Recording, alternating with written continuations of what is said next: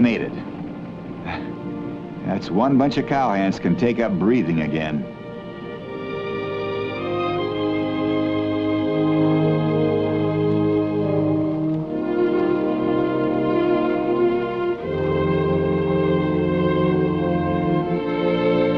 Staying up with the herd. We call it night hawking.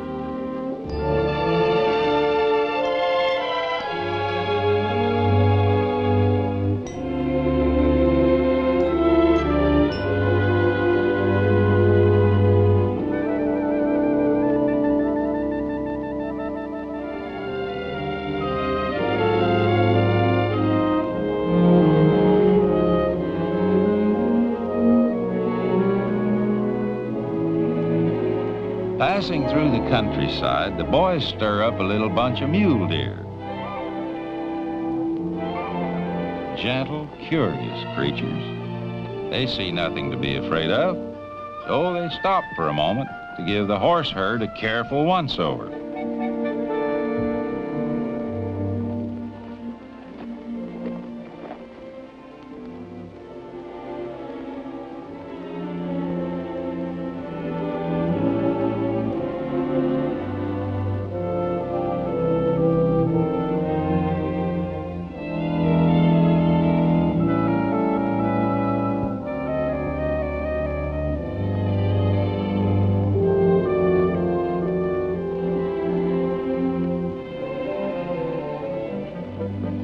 Stirs up a batch of wild turkeys. The turkey's the largest and most intelligent and the most prized upland game bird of our continent.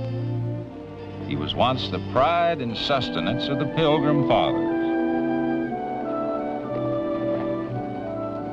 For a long time, the turkey was domesticated for the marketplace and neglected on the range. Through a lack of appreciation, he was allowed to disappear over vast stretches of his original woodland. But now he's coming back into his own. There's a fellow who almost became a stranger to our continent, almost an endangered species, the elk. They were once the most widespread of all of our hoofed mammals. On the edge of the Great Plains, long before the Civil War, there were great herds of elk, all intermingled with buffalo and the antelope. They moved with the seasons. They followed the grass. Elk is actually the wrong name. Wapiti is the proper name. It's a Shawnee Indian word meaning large white deer. And large they are. A bull elk stands 5 feet at the shoulders. He may weigh well over a half a ton. And those antlers will spread to a full 5 feet. The elk feast all summer long, and they develop their antlers, build up their reserve strength, and when the leaves start to turn, and there's an increasing tanginess in the air, eating becomes less important. You can see the resemblance to deer in the young elk. They're spotted just like the young deer. A little later on, their spots will disappear, and there'll be that one-tone fawn color that's so beautiful.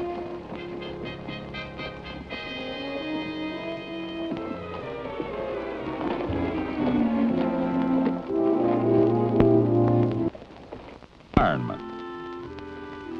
Here's our little friends, the prairies again, poking their heads up. As long as they don't sense danger, they'll stick their heads up and be as curious as anybody.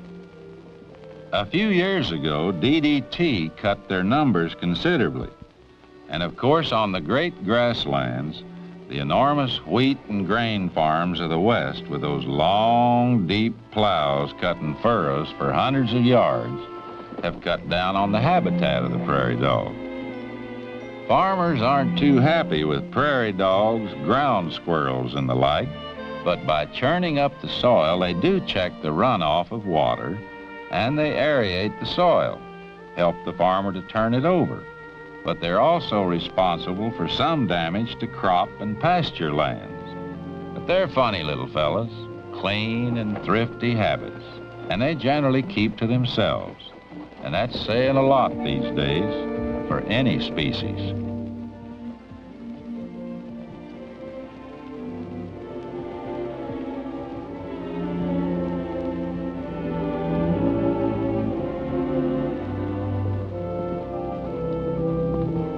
Some folks have the idea that riding a bucking horse will break him to ride. That the horses that come skyrocketing out of the chutes one day will be safe going at the local riding academy the next. Nothing could be further from the truth. Rodeo horses either have it or they don't. Some of them make the arenas for years. It might surprise a lot of people to learn that each year some ornery critter is voted the rodeo equivalent of an Oscar. And he doesn't win it because he's a good actor.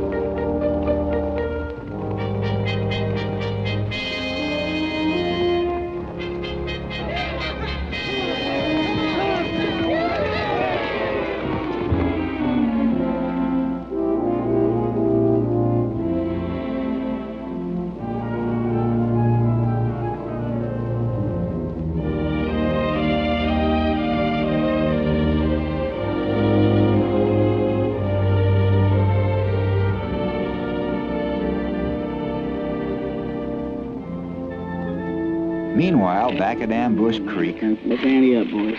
Lopez, sure deal. Yeah. I'm gonna have a wheel to beat. What's the wheel? The wheel is the ace, deuce, 3, 4, and a 5. The joker can work any place. He can be called an ace, he can be called a 5. Anything in the middle. How close rubber to them guns, Fred? $5. Let's just take it slow, Elbert. They're after them guns today. They want them. Tonight they get the guns. Fred? All right, now, Elbert. 2 guns? Put one of them up. Yeah, move. That's why I got 3, because I don't Neighbors count. of mine back home will get a lot of kicks out of this if he's in this poker. We play poker around. Too bad. Yes, a low ball, yes? Yeah. Low ball. You dealing. Oh, my God. $2. Oh, hell, that's $2 to you, Joe.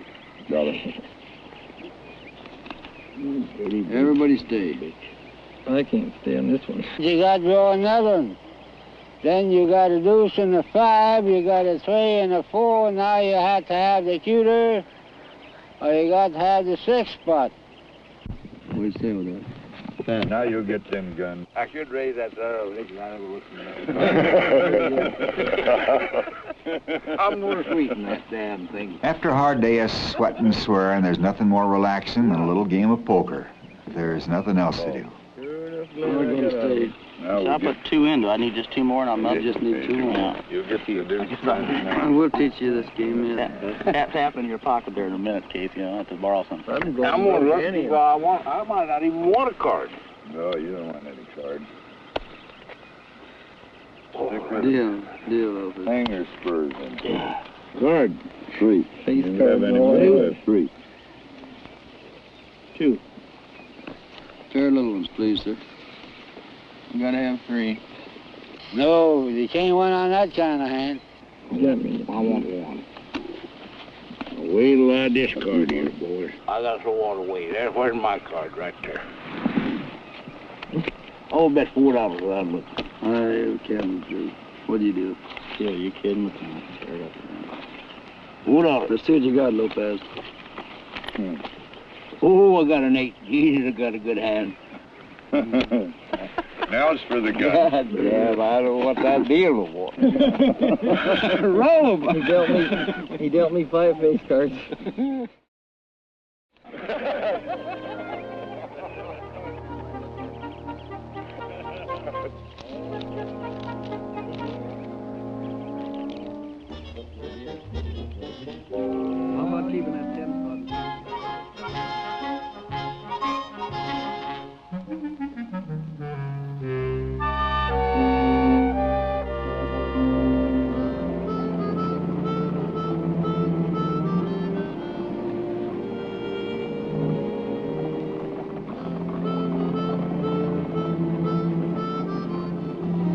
With the herd gathered, it's time to start the long drive to Fort Pierre, 120 miles away. The cowhands learn early in the game that the best way to move the horses is to keep them pointed in the right direction. As long as they run toward town, things are under control. For the wagons, traveling becomes almost restful.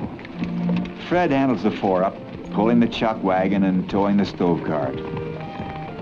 Dingy's never taken to horseback riding. Makes him thirsty. Of course, wagon riding makes him seasick, and he only knows one cure for that.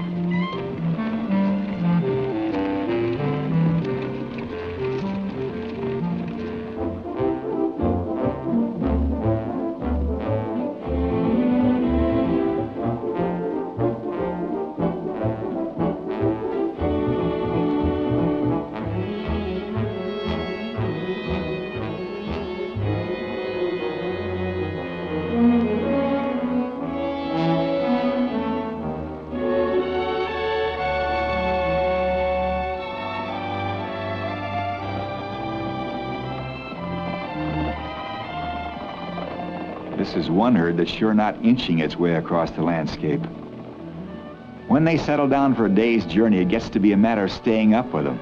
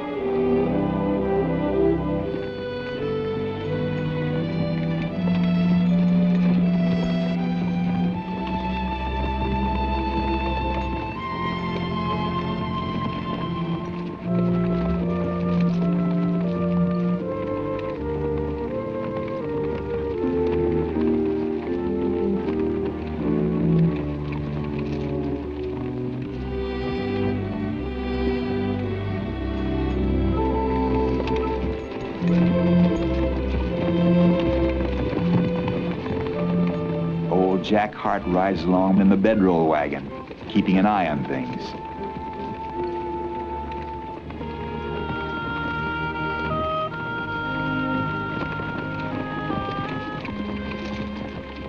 They've been in rain up to their hip pockets, so they pick out a hillside for camp. Sleeping out is great, but not in a wet bedroll.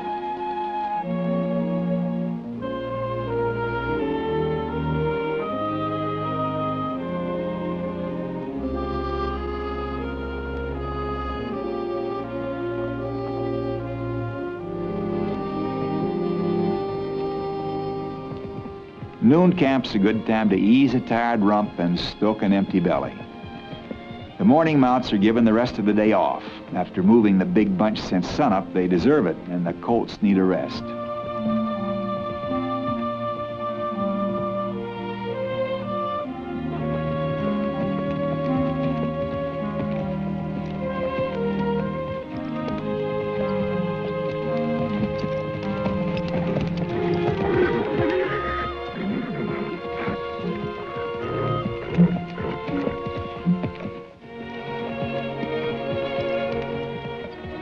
Albert Lopez is sure glad to be sitting on something that isn't moving.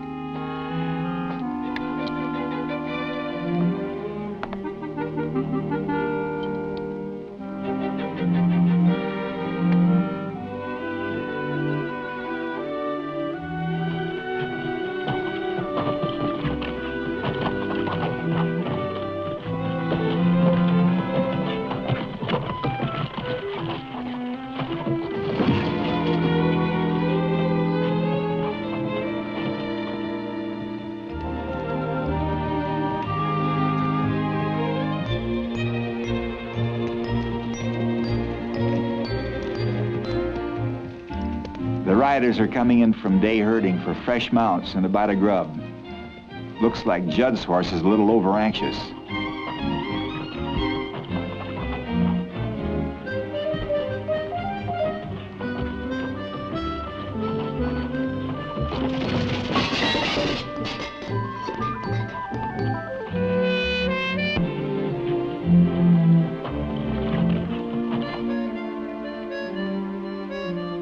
Dingy's cooking isn't much good anyhow.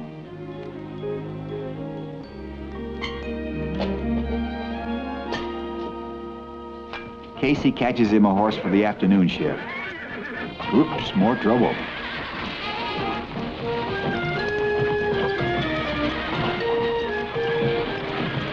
Well, there never was a horse that couldn't be rode, and there never was a champ that couldn't be towed.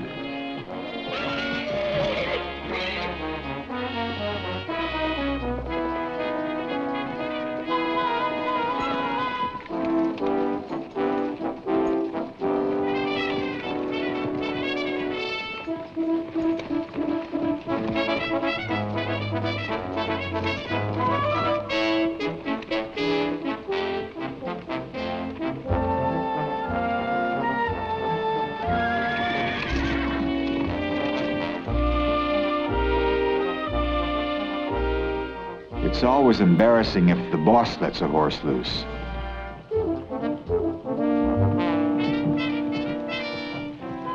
Ever see a horse that looked like he ate a canary?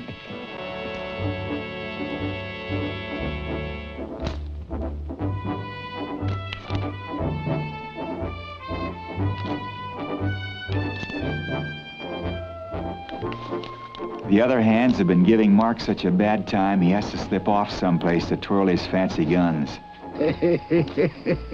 But old Jack, just keeping an eye on things, seems to be looking over his shoulder everywhere Mark turns.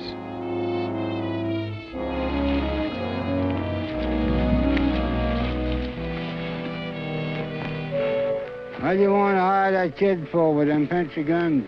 Yeah, you're probably right. Hiring him's like losing two good men.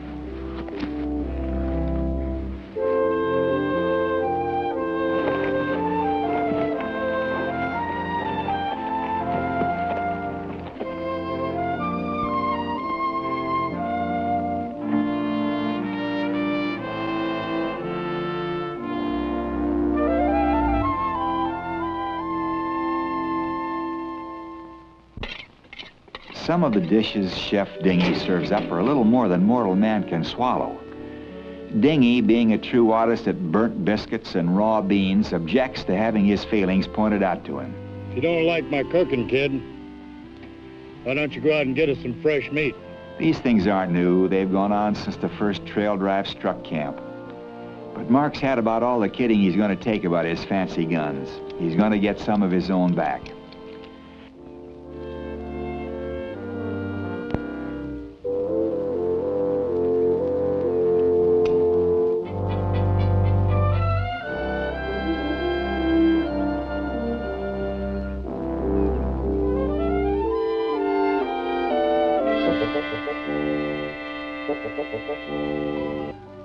One way or another, old Jack is bound to get his hands on one of those guns.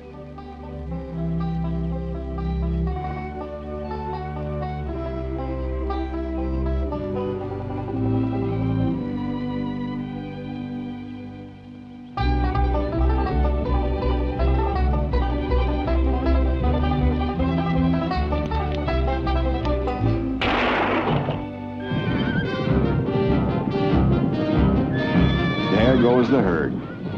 At least they're headed in the right direction.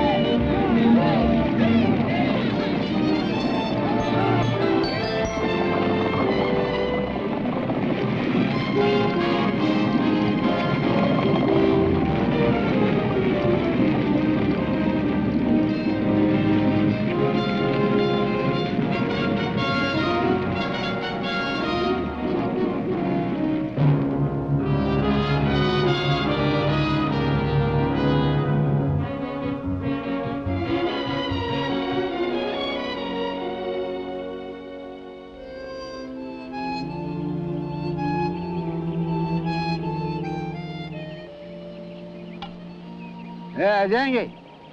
Yeah, what do you want? I want you to write a letter for me. Write a letter for it. Yes. Who do you want me to write to? To Benny Binion. To who? Binion, Benny Binion. Why can't you write it yourself? I got a sore finger. Let me see. What do you want to say? Dear Benny. Dear Benny. I'm writing you a letter and want to get some money. Tell him to send me $1,000. Oh. How are you going to get that? By wire. Where's he going to get $1,000? Where's he going to get one? He's got that in his hip pocket. Well, where would he get it? Who? Benny Binion. Why, he's a trader. I guess he got it. What you want that for, a new RCA card or something? Yes, I want to buy a new RCA card. You think you can still ride? Well, I'll be trying. You look like you're getting kind of old. Oh, no, I'm not old. I'm still young and tender. Yeah. What is he, a young fella or something? Who? Benny. Is he really as old as you are? No, he likes hell of a long ways being the old as I am. How long's he been your friend? Oh, about 30 years. 30 years? Well, I'll bet you don't get that $1,000. Well, I bet I do. What's the reason? Write that letter. Well, what else do you want me to write? Well, you might tell him to take care of himself. Take care of himself? Yeah. You haven't taken care of yourself. Yeah, you tell him I like to have that money immediately. Immediately. Yeah. At-mediately or immediately? Well, but whichever way. All right, how do you spell it? I don't know. You're always asking somebody to spell. Dingy, You. see? Won't you write that letter? And do it right. Yours truly, your friend Jack Hart. Yours truly, Jack Hart.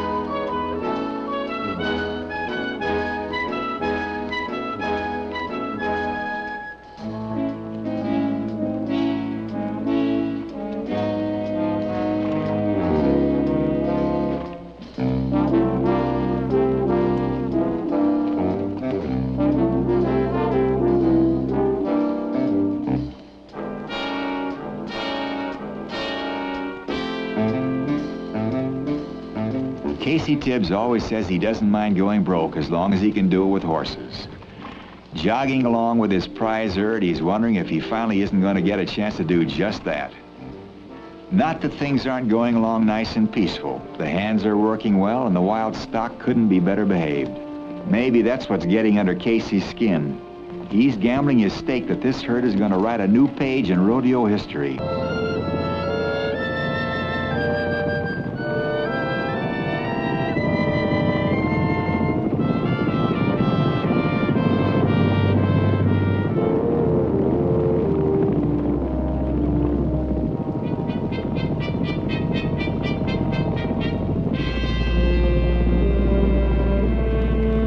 Before they get to the chutes, the crew has one last worry.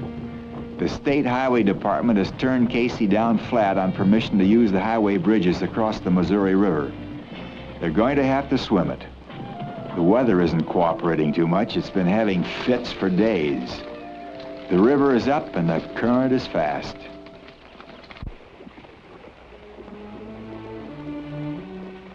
The Indians called the Missouri the Big Smoky. the white men just call it Big Muddy. In anyone's language, it's always been big trouble. George, I want you to write a letter for me. Well, I ain't got no paper and pencil, Jack. You haven't got no paper or pencil? That's right. Well, let's see what I can do.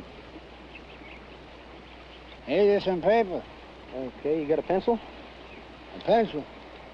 Yeah, I got a pencil, too. All right, who you gonna write a letter to? Gene Pruitt. Okay. Dear Gene.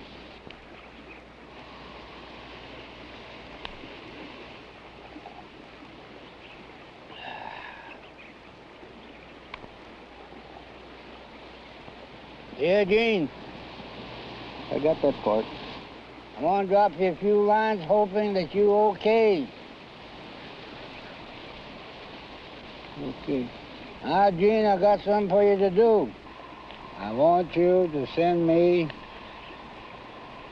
my insurance card, which I misplaced, the one that I had.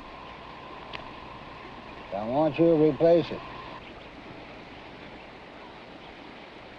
A new card because you misplaced it.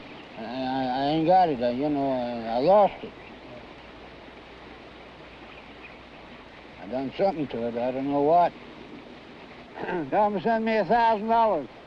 Yours truly, your friend Jack Hart.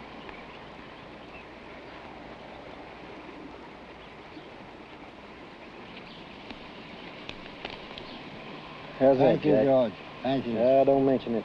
Thank you. Well, okay, Jack. Thank you very much. That's good.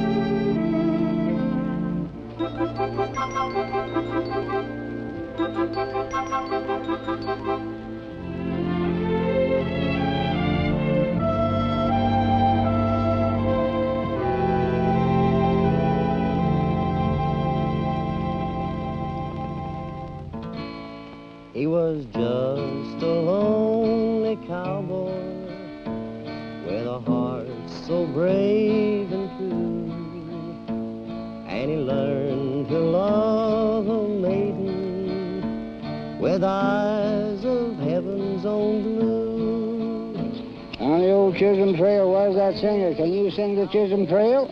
Tried to forget. Old boy can sing most anything, I think. Prairie, she waits for him the same.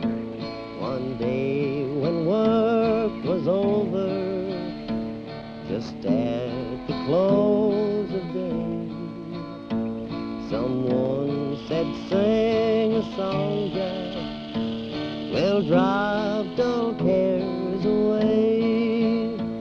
Oh, Jack began his singing, his mind it was. You know, Billy the Kid worked for Chisholm. You ever been on that Chisholm Trail? No, I never have. Oh, boy, that was a good place to go. Went cowboying. Yeah. But when he reached the prairie, he found a new made mound. And his friends, they sadly told him they laid his one down. Your sweetheart. Cowboys today is fine people. They all want to do have a red shirt on and look pretty. They don't want the boot shine. They want the crease in the britches. Out on the lonely prairie, where the skies are always blue.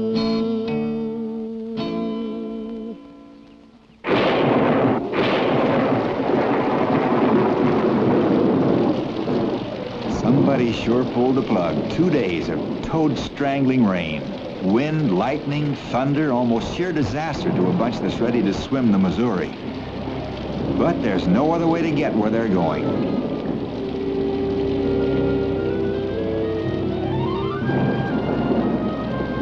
Casey sends the wagons round by the bridge. The highway department will hold still for them crossing. Casey's going to cross first. If it's safe, he'll signal for the others to push the herd across in small bunches. Here they go, across the wide Missouri, and it'll never seem wider than it is today. 350 yards of cold, swift current.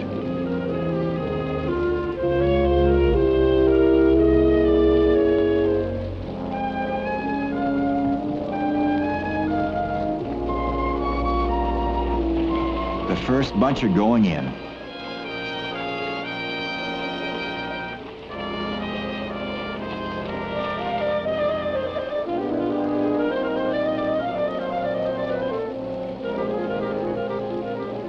Horses don't like to swim. Once they get in deep water, they're apt to panic and try to climb up on each other to keep their heads from going under. The horses don't like it a bit. They're turning.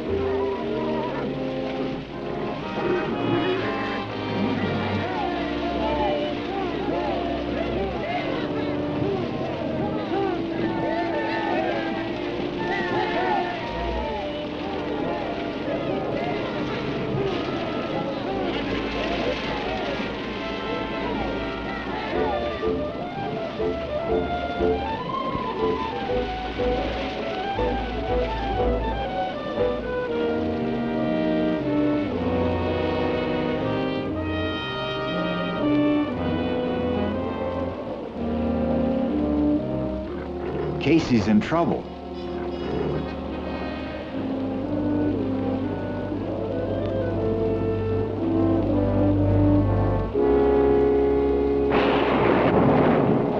The weather comes from the direction of that lightning. If it just holds off for a few minutes more. Those horses are plenty frightened. The only way to turn them is to splash water in their faces.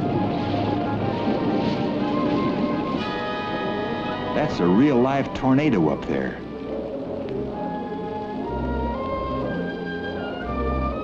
Casey's horse is tiring. He's signaling the others to go back. They can't see the signal. They're pushing the herd on.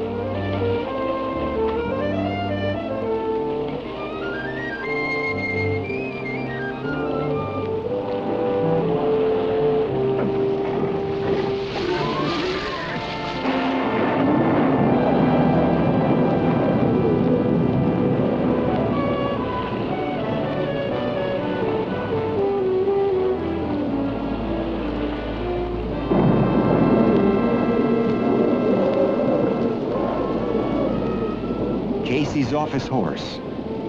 He better hold on to his rope because he can't swim a stroke. His horse seems to be getting weak. The broncs are turning back. They don't want any part of this crossing.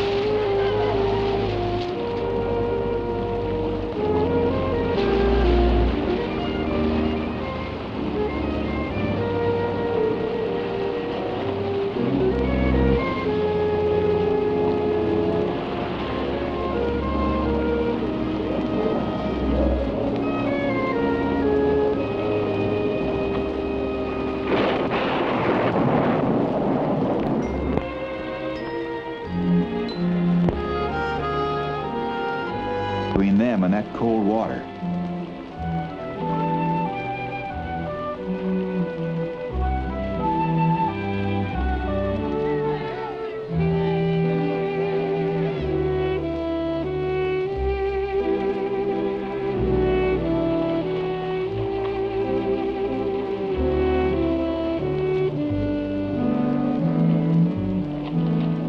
The shore is a welcome sight for both Big Gray and his waterlogged rider.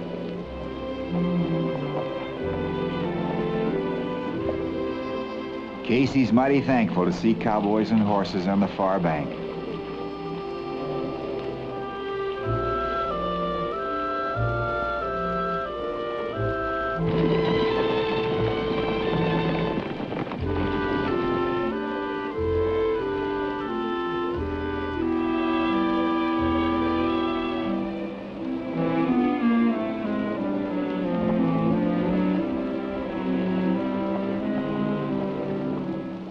One colt is just too tired and discouraged to go any further. But the little guy isn't alone. One of the grown horses is stuck in the mud too. Guess all he needed was a helping hand. Right now, that's what they all need. This is a used up bunch.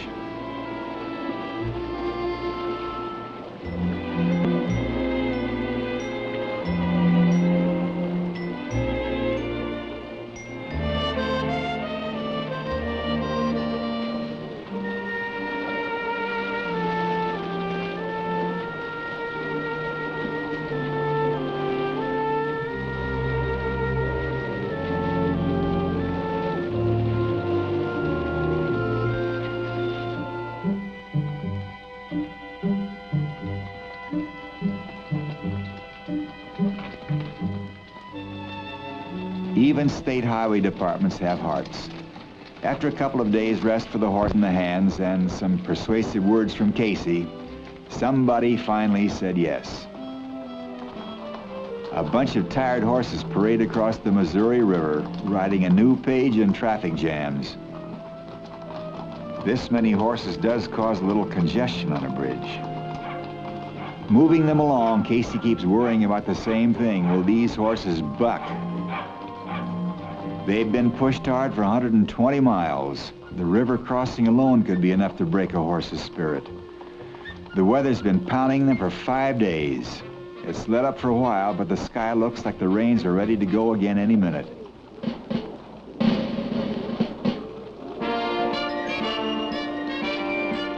The wild ones move down the main street just like they've been doing it all their lives. You couldn't ask for a better behaved bunch, which isn't exactly what Casey had in mind.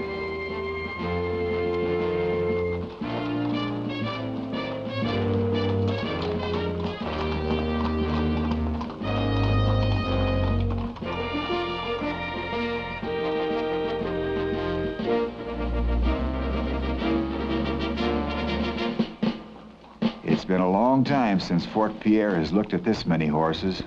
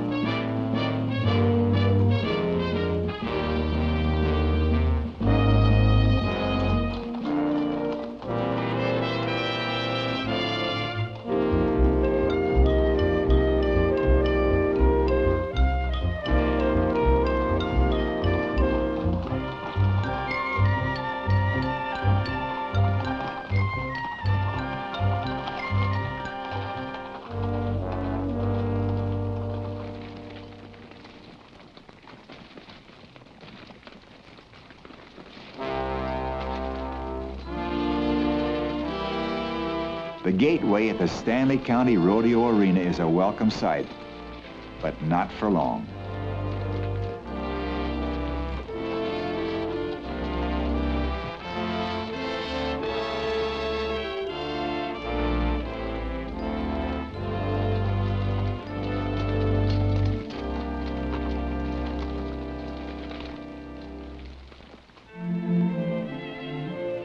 Oh, Casey's hopes sink when he sees that muddy arena.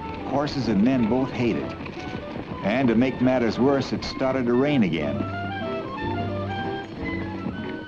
As the horse boss counts them in, the herd is split up into small groups according to age.